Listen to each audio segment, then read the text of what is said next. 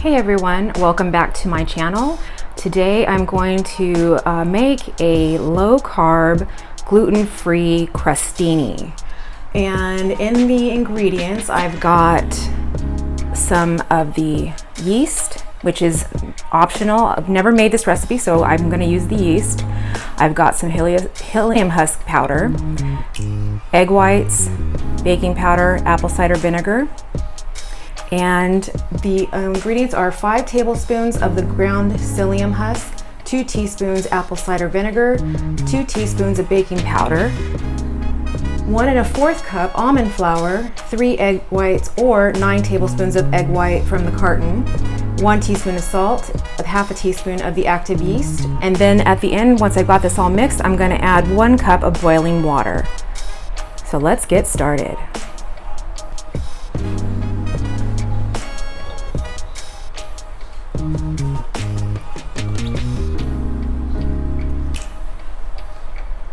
Got our almond flour and salt, and then our baking powder,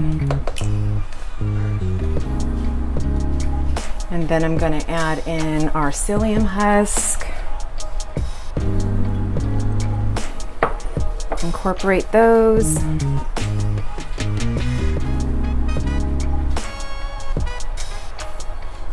I kind of want to divide the recipe makes 4 little loaves, so I'm thinking of flavoring maybe 2 of them differently than just plain.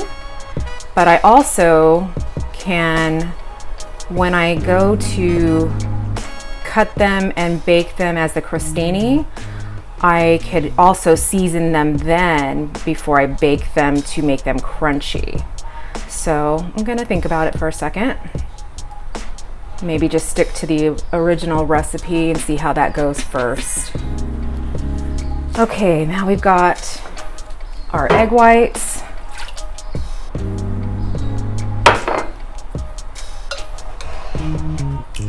Gotta stir. Actually, when you get everything together, it goes pretty fast. And then we're gonna add in our apple cider vinegar. Our water's almost ready to boiling. And then I'm going to set the oven at 350. Let's get that going. That'll be set by the time I get this all done up.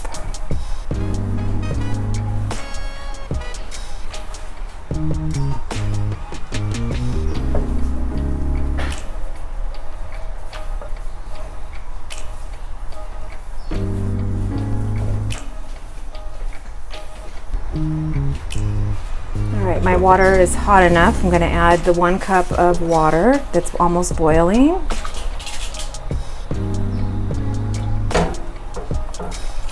Slowly add that in.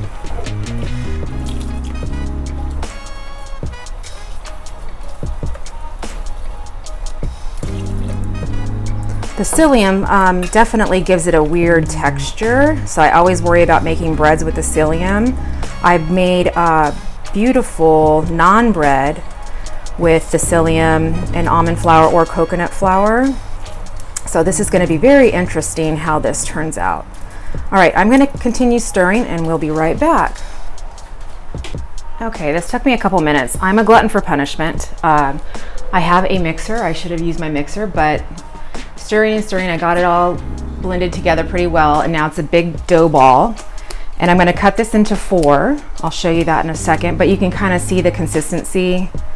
It's so doughy. So let's do this. Okay, I have let my dough sit for about 10 minutes, and I'm going to take and make 4 little quarters there. And then I'm just going to roll them into baguette kind of shape. See how we get them.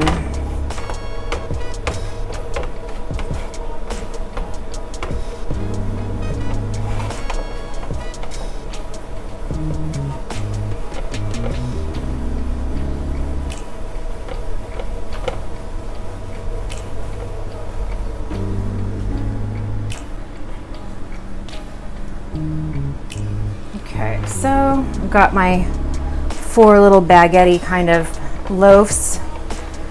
We're gonna put them in the oven, 350 degrees for about 45 to 55 minutes. So I will keep you posted on that exact time, but that's probably gonna vary on your oven temperature as well.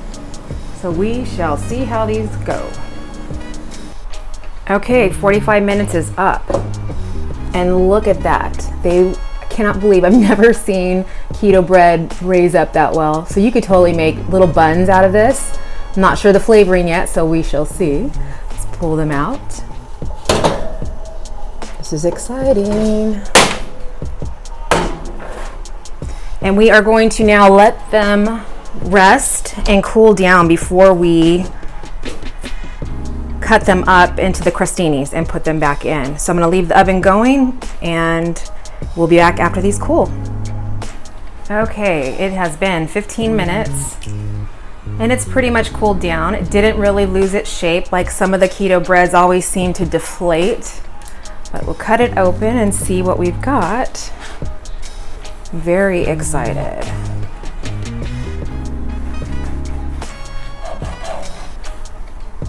Look at that. It looks like bread. Now let's see if it tastes like bread. It does have that pliability, which is from that psyllium husk, but definitely I like it better than flax. The flax always has that fishy flavor. So let's put some butter and give it a taste.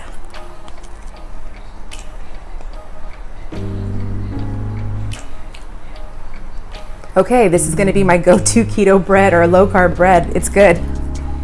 The crostinis are gonna be amazing, I think. It tastes like bread, you guys, oh my gosh. So now we're just gonna cut these up into the crostinis. And I think what I'm gonna do is I'll do some completely plain and then I'll flavor some with maybe some chimichurri and olive oil. Oh my gosh, this is amazing.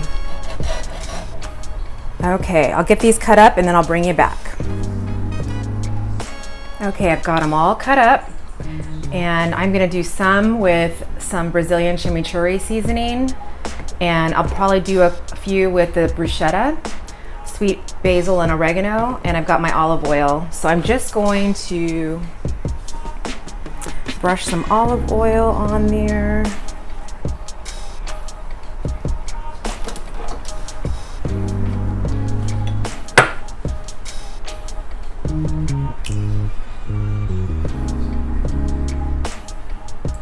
And then I'll just individually season instead of mixing the oil with the herbs, which I probably should, but I'll give this a try and see how it goes.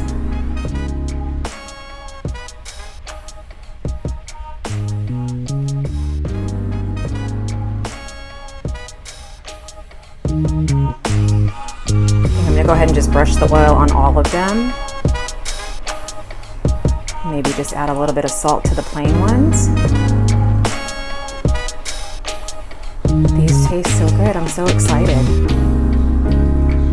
Totally blown away that they turned out so well.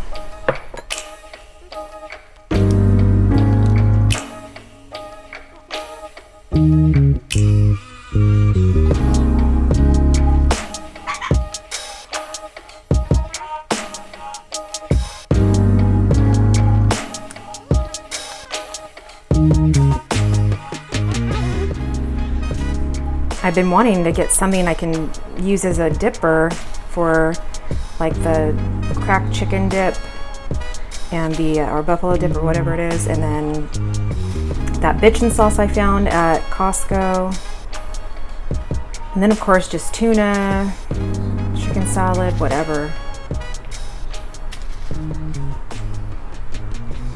Okay, and then I'm gonna do just a pinch of salt on these other ones. And we'll put them back in the oven. Probably leave them in for like 10 more minutes, and then I'm gonna turn the oven off and just let them sit in there for maybe 15 more minutes after that, and I'll just keep my Okay guys, so The crostinis, I ended up keeping them in the oven for 20 minutes on 350, and now I had them in there setting while the oven was off for 15 minutes. So let's pull them out and see. They're not quite crunchy. They're almost there. The small ones are, definitely. You can hear that crunch. So they're great little toasties. I can probably leave them in the oven maybe another 5 or 10 minutes, or even on broil. But they're good. I hope you guys can try them. Okay, so I decided to make a second batch. And this time I did not put any olive oil or any herbs on top of the crostinis when I put them back into the oven. And they are super crunchy. So this is the way to do it. Don't put anything on them. Just let them bake until they're nice and hard, 15-20 minutes. Just keep checking on them. These are perfectly beautiful crostinis. Now they're ready to dip. And if you want to at this point, you can also do some chimichurri or whatever you want to use, but these are perfect. So definitely put them in dry, nothing on them, and they're perfect. I also did a loaf. So we can make a sandwich or some garlic bread, whatever you want. This is nice and pliable. The flavors are great. So definitely give this recipe a try, you guys. The possibilities are endless. You can do buns if you want any shape. So there we go. Enjoy. Thanks for watching. Don't forget to subscribe.